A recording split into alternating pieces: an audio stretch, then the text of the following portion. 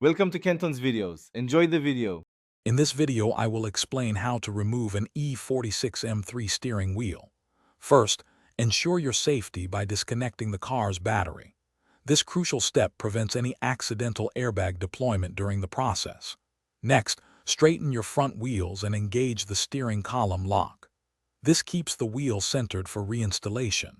Finally, gather all your tools, including a T30 Torx bit, a 16mm socket, and a small flathead screwdriver.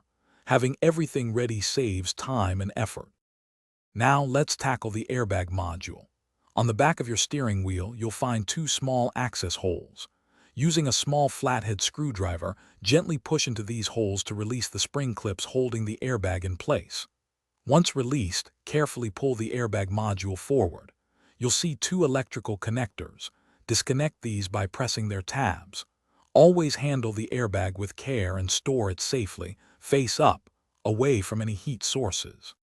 With the airbag safely removed, it's time to detach the steering wheel itself. You'll see a large central nut, typically 16mm. Use your socket wrench to loosen and remove this nut.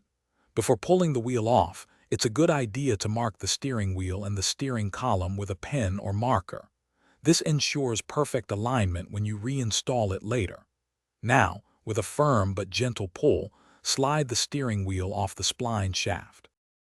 After removing the main nut, there might be a few more electrical connectors for things like steering wheel controls. Disconnect these carefully.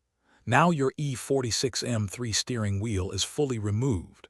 When reinstalling, simply reverse these steps, ensuring all connections are secure and the alignment marks match up. Remember to reconnect your battery last. For more great deals and to check out the Echo Dot smart speaker, be sure to look for the link in the description below. Thanks for watching. Thanks for watching. Consider subscribing if we helped you.